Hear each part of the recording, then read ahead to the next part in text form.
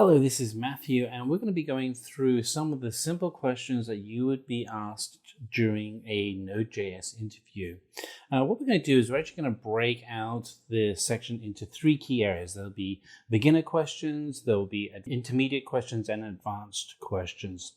And the expectation is, as you go through this video, is that these questions could be pushed together as you're going through the interview. Kind of think of it like this: is if you've answered the beginner questions that you would get asked at the beginning of the interview with confidence and surety, then the client is going to then jump to those intermediate and advanced questions quite quickly, and they're looking for people who can help them serve and solve their problems at that more intermediate and advanced level. So let's just get started.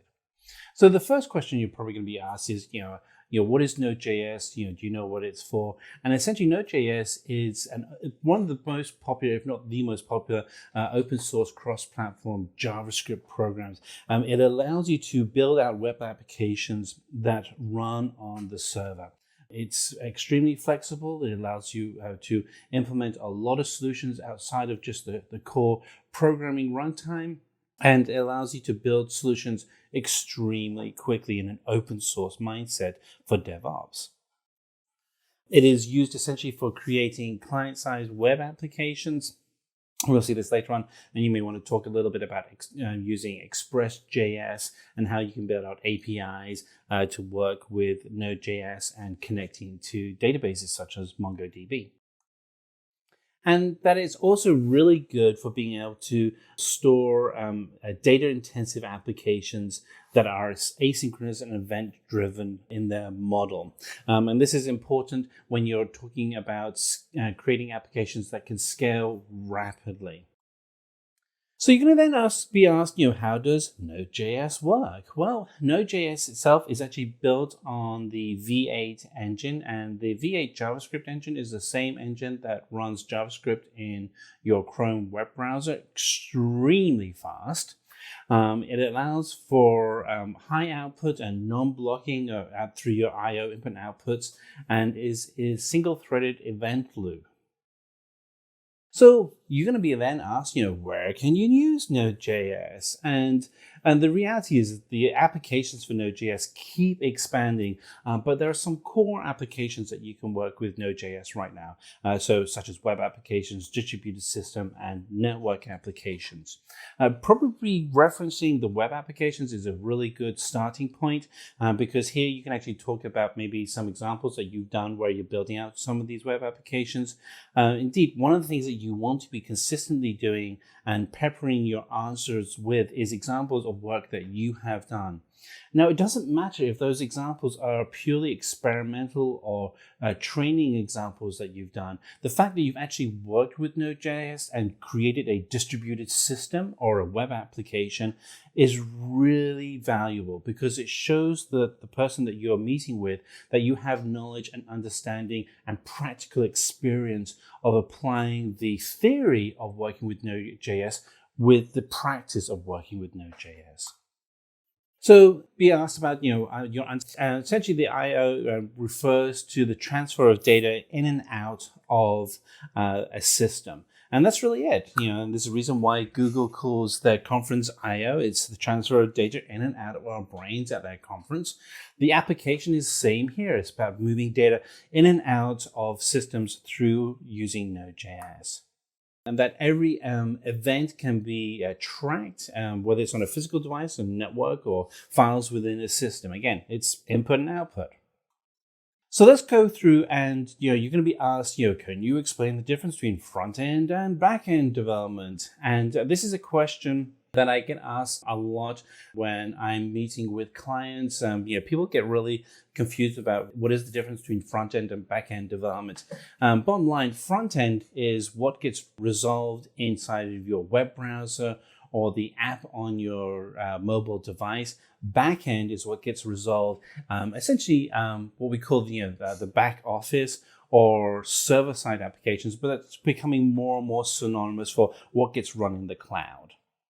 So web applications really get a lot of the functionality of a web application gets run in the front end. Anything with CSS, HTML5, client-side JavaScript, It's all going to get run in the front end. Everything else, such as connecting to a database, gets run behind the scenes in the back end. And anything that's going to have like graphics is going to be on the front end. APIs are going to be run on the back end. And then just finally, some of the scripting languages that you use on the front end. So HTML, CSS, JavaScript, those are all common core scripting languages that you would use. You can use frameworks such as Angular.js and React.js or Vue. Those would be front-end frameworks. Back-end frameworks would include Java, PHP, Python, and Node.js are some of the back-end technologies. You'd also throw in there .NET as well. It's just a whole litany of front-end and back-end technologies and frameworks that you can use.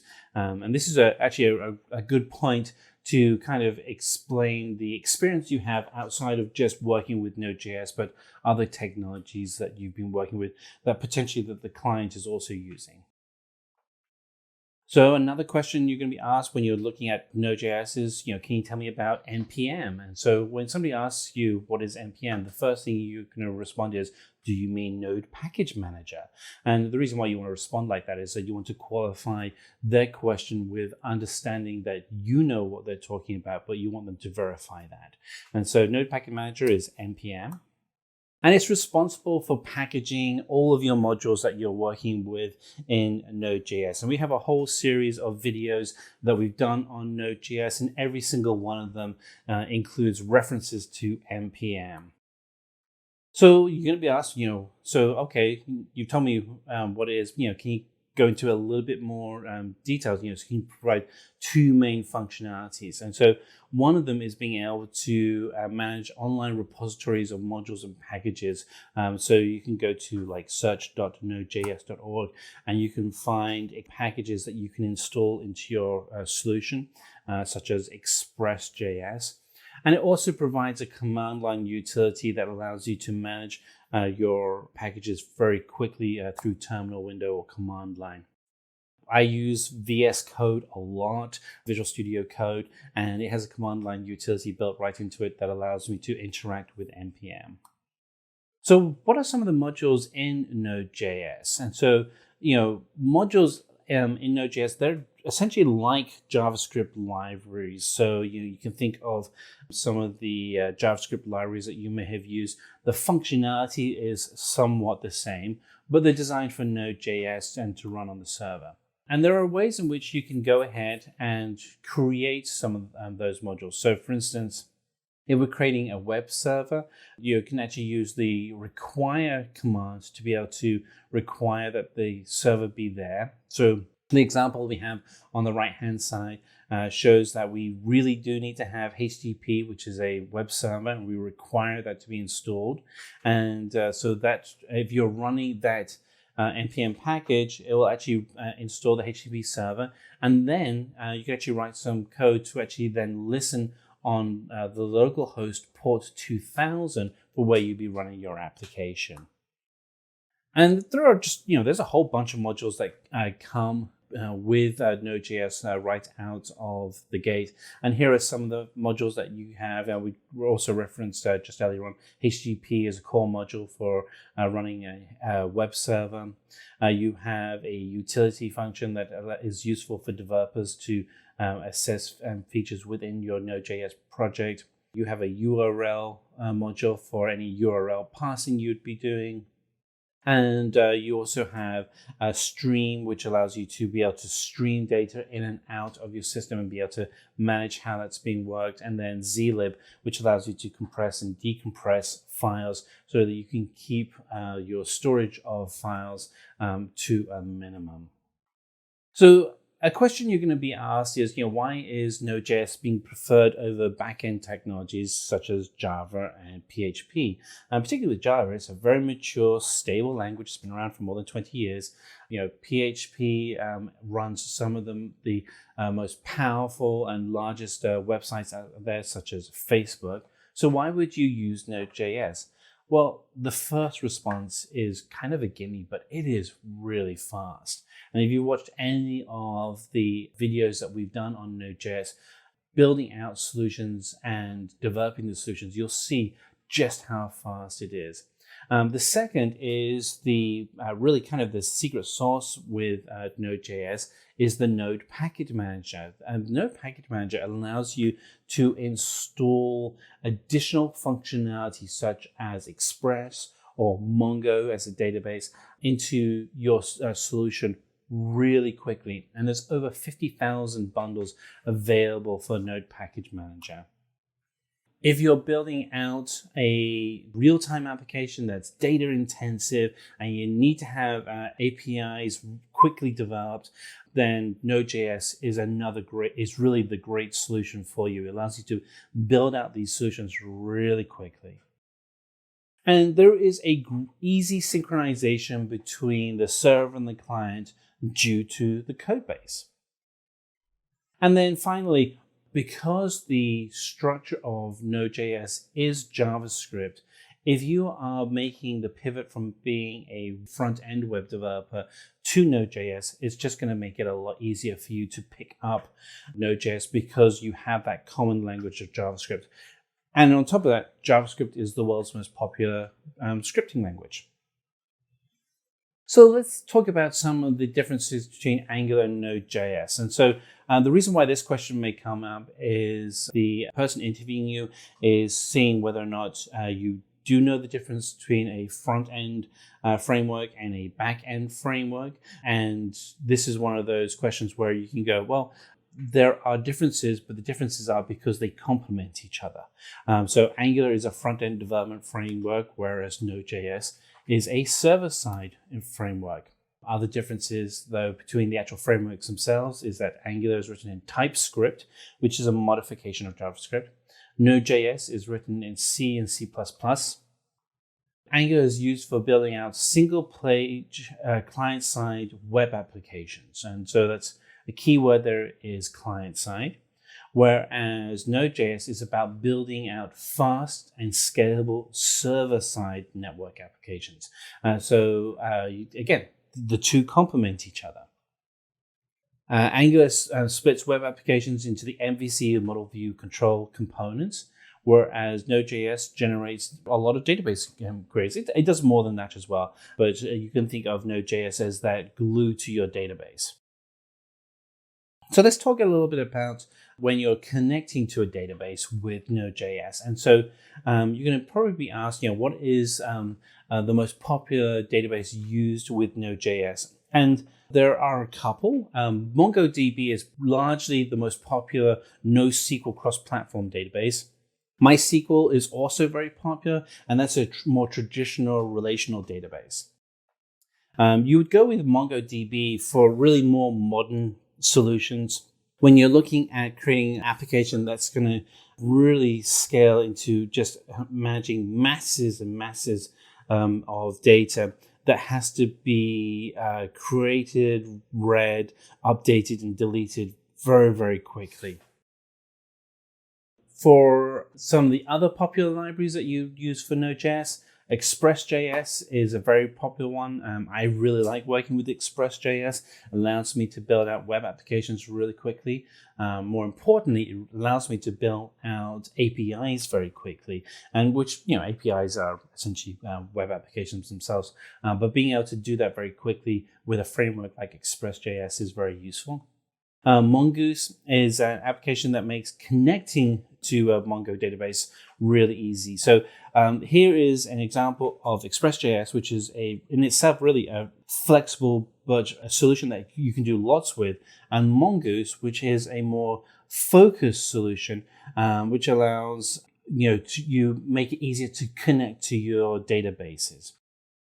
So, what are the pros and cons of working with Node.js? There's lots of ways, and we explained this earlier on, that you can actually build out applications that run on the cloud. Why would what are the pros and cons? So a pro is that Node.js is extremely fast at processing an event-based model. It really is fast. A con is if you have something that is a very heavy computational task, it's not so good at that. Now, I will caveat that this is that Node.js is getting better all the time. And so you might have to provide an example of what a very heavy computational task is. And that may be calculating a risk on an insurance application against many, many variables. That may be something that's seen as computationally very heavy. But what you can do in that example is you can then offload the task to another solution that's designed for it and use APIs to pass the data back and forth. Pro, JavaScript is used for building out your applications with Node.js. Great. Lots of people know JavaScript. A restriction, and again, this is evolving as JavaScript itself evolves, is that when you do a callback, you may end up doing lots of nested callbacks if you're doing something that's very complicated. Again, another way around the con. And so this is one of the things that I always look for is if you have a blocker or a barrier, how do you get around that barrier? And so, for instance, when you're talking to your recruiter, you can say, look, the reason why I use Node.js is that it's fast, it's event-based driven, I can use JavaScript.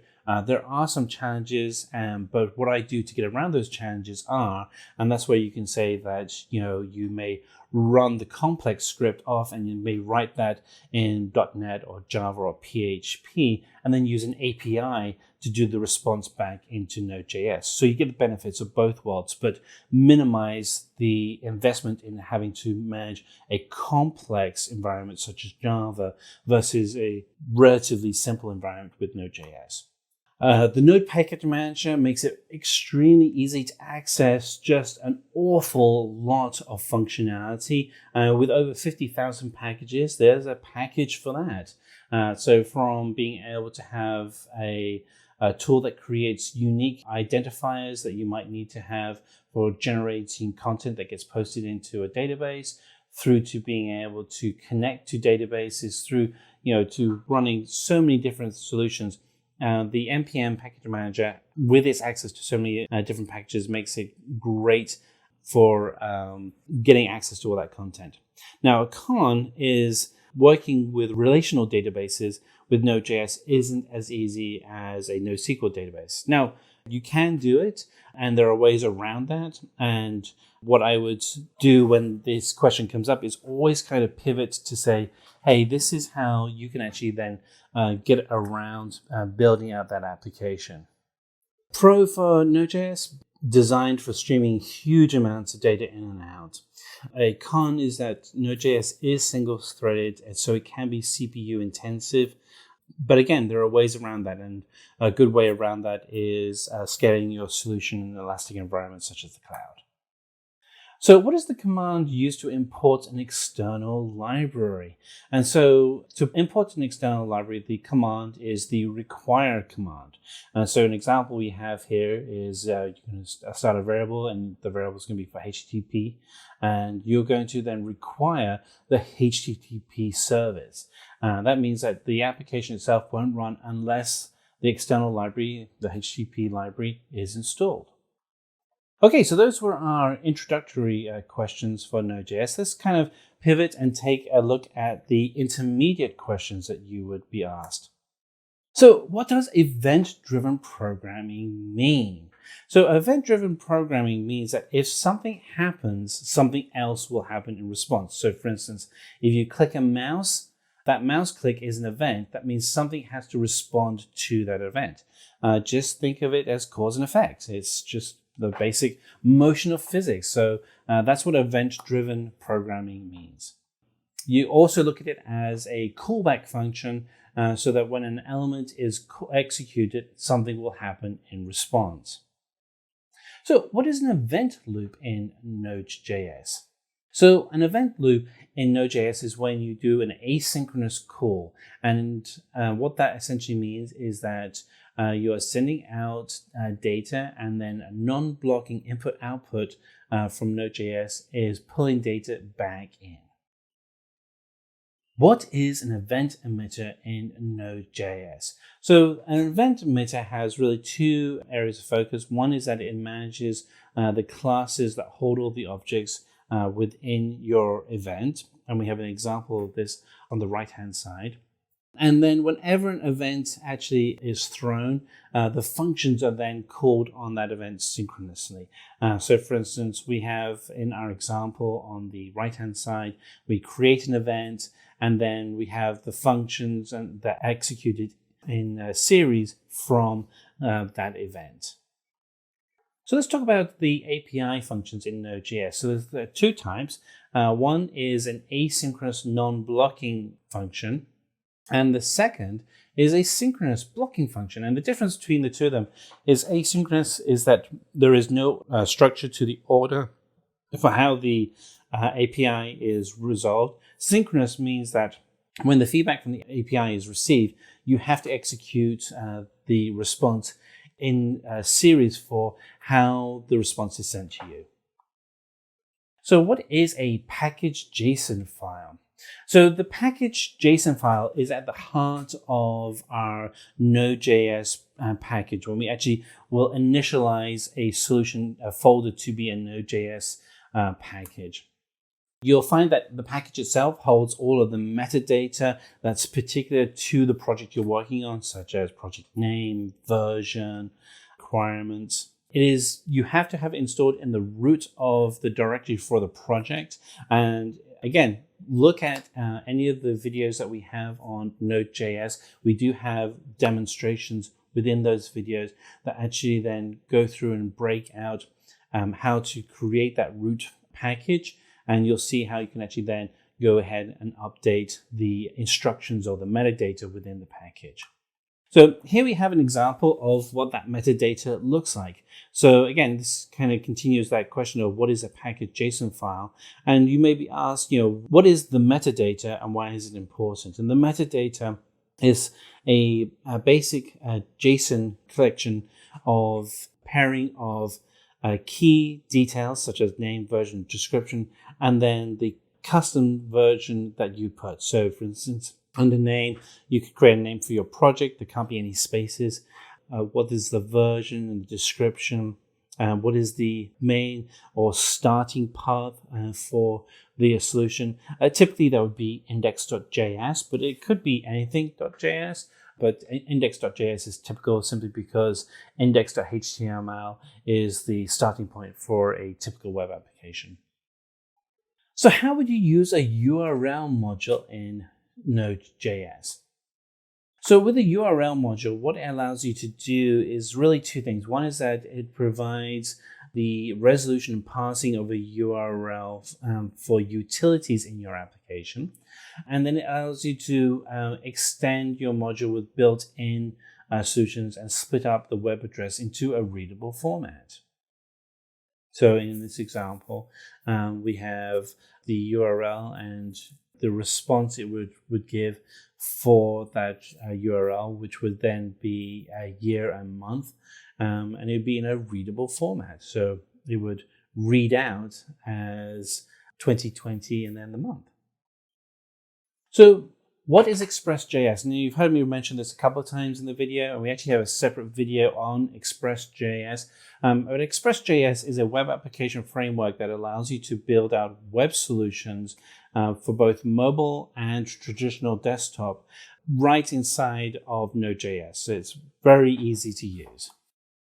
Being able to install Web.js is as simple as requiring Express to be installed.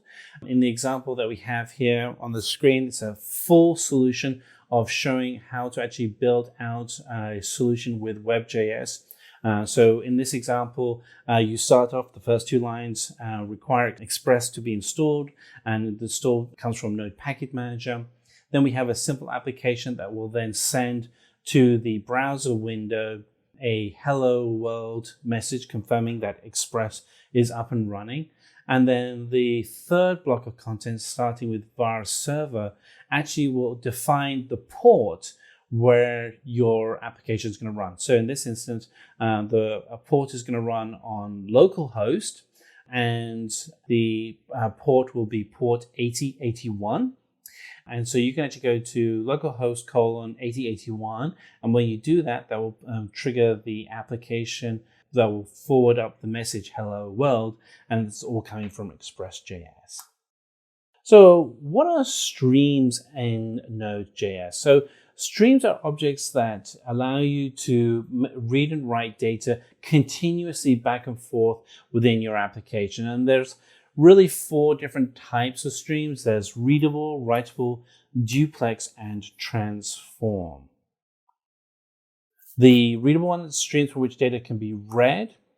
The writable is streams that you can actually write to. A duplex is a stream where it is both readable and writable. And transform are streams that can manipulate the data while it is being read or written. So how do you update and delete a dependency? So say, for instance, we want to install something like Express. So if you wanted to install Express, what you would do is you would just write them inside of your project. You want to go to terminal window and write in the command npm install Express. If you want to update the dependencies within your Node package manager, to update all of them, all you have to do is write the command npm update all dependencies. And then if you want to explicitly uninstall a dependency such as Express.js, that's using the uninstall command. And so that would again be going to terminal window and you would type npm uninstall Express. And again, it's really easy to create a simple server in Node.js that will run a simple command. The HTTP service is actually built into Node.js. You don't need to use Express.js. I typically use Express.js when I want to do a web server because typically what I find is that I will want to go and do something more complicated. But if you want to do something that illustrates just the core functionality within Node.js, you can actually just require the core HTTP service that actually comes as part of Node.js. And then you can actually then go ahead and tell it to create a service and then to write in plain text a command or text string, such as this case, it'll be hello world, that would pop out. And then the final line is to then listen that if you go to a web browser that's on port 127.0.01 or localhost and go to port 8080, once you actually go to that, that will trigger this application and you'll get the text hello world pop up on your screen. So explain synchronous and non-blocking APIs in Node.js.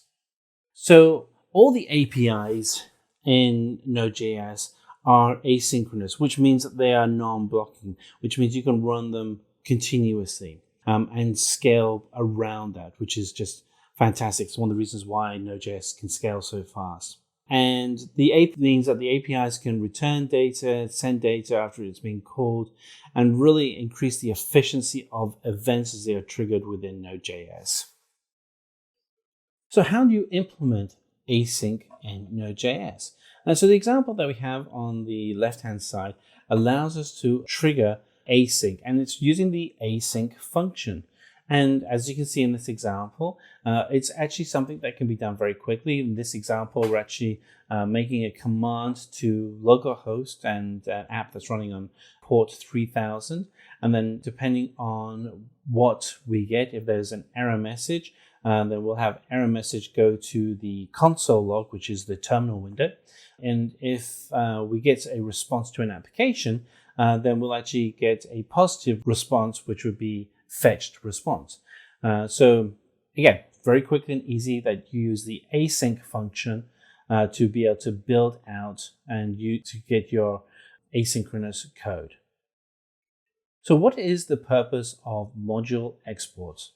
So a module export is a way to encapsulate the entire code for a solution in a single package, in a single file. And then you can then share that with other developers, so you're all working from the same environment. So what is a callback function in Node.js? A callback function is essentially that once you run and you've triggered an event and the response has been given, you want to be able to then have a callback to validate that the task is complete. All right, let's move on to the final set of questions, which is advanced Node.js questions. So what is REPL in Node.js? So REPL stands for read, eval, print, and loop. And this is a reference to the Unix and Linux background that Node.js has. So REPL will perform the following tasks. The read will be actually parsing the JavaScript. It'll read that and store it in memory. Eval takes and evaluates the data structure. Print will then print the results, often on a console window or onto a web page. And then loop loops the above command until the user presses Control-C twice. What is the control flow function? So the control flow function is a piece of code that runs between several of the asynchronous functions. And that's it. It actually controls how those functions execute.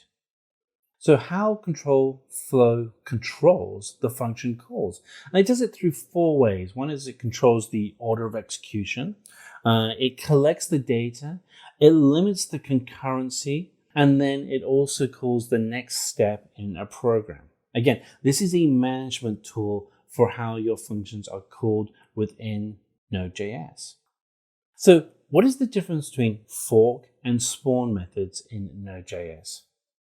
So the essential difference between the two of them is that if you use the fork method, it will actually trigger and create a new instance of the V8 engine, the engine running Node.js, and will then run the application in that new instance. With spawn, it's somewhat similar. It doesn't actually generate a new V8 instance, so it's actually creating a new process, but it's within the same V8 instance as the previous application that it was spawned from. Explain to me, what is the use of buffer class in Node.js? So with the buffer class, what you're looking at doing is you're actually controlling the raw data of a set of arrays and integers and the memory allocation outside of the V8 heap. Buffer class is used because pure JavaScript is not compatible with binary data. What is piping in Node.js? So piping is the ability to connect the output of one stream to another stream. That could be a data stream, it could be any stream that you're working with. But it does normally get used to pass data from one stream to another. So what are some of the flags used in the rewrite operation files? So R- is used for read, W is for opening a file for writing, A- is opening a file for appending. So the collection that you have here, you don't have to really memorize all of them, but to have a few of them in the back of your mind is always a good reference point. So how would you open a file using Node.js? So the syntax you would use would be the fs.open, and that would then open up a file. Explain to me what callback hell is. So callback hell, also known as the pyramid of doom, is when you have too many nested, unreadable, and unmanageable callbacks intensively cycle within each other. They're constantly reading to each other, and they're not able to resolve the solution. And this is it's a big problem, and this is why it's called callback hell, because you're not able to finalize the app you're working on. What is a reactor pattern in Node.js? And so a reactor pattern is a concept of non-blocking I/O operations. Can you explain to me the test pyramid for Node.js? So the test pyramid, and this is standard for testing for all DevOps, is really split into 3 key areas. You have unit tests, integration tests, and then end-to-end or E2E tests. The unit tests are tests that you actually do in your raw code that you're working on, and the goal there is to be able to validate that the code you're writing is consistently working. Integration allows you to have tests that integrate your raw code that you're working with in your application with other areas of an application. And then end-to-end is the whole system, the whole interface, as it were, for your solution. Describe the exit codes of Node.js. So an exit code is a specific code that identifies the end of a specific process. And examples of exit codes are unused, uncaught fatal exception, fatal error, internal JavaScript evaluation area. These are all good examples of exit codes. So what is middleware? Can you explain the concept of middleware in Node.js? So with middleware, it is the ability to be able to connect to a system and get data from it that's outside of Node.js. So this may be executing a type of code or updating and modifying a request and response to a specific type of object, finishing the request response cycle. Can you explain to me what are the types of HTTP requests that you may use when working with Node.js? There are actually quite a lot, but 4 of them that you might use would be get, post, head, and delete. And these are, if you've done any web application before, particularly if you worked with forms inside of a web application, you're probably very familiar certainly with get and post. Get is the request to retrieve data. Post is generally used for changing state in the data. Head is similar to get, but also asks for a response if there's no body content. So if you're developing an API, this would be a good one to use. And delete is used to delete the predetermined source. So how would you connect to MongoDB database and with Node.js? And you use that using the Mongo client. And the example we have on the left-hand side illustrates that. What is the use of Node_env? And so the Node_env is an environmental variable that stands for Node Environment in Express Server. So the example we have on the right-hand side allows you to illustrate how you would do that for, say, a production environment.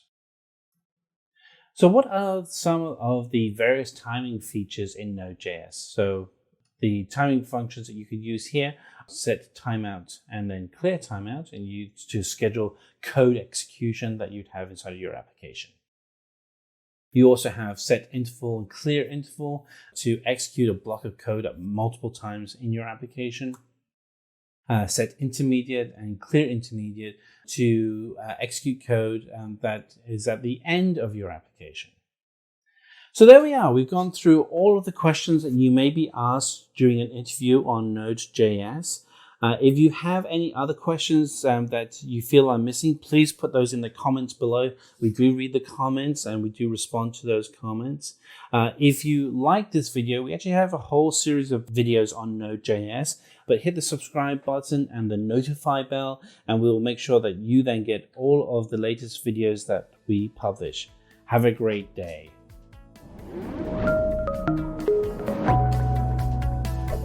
Hi there, if you like this video, subscribe to the Simplilearn YouTube channel and click here to watch similar videos. To nerd up and get certified, click here.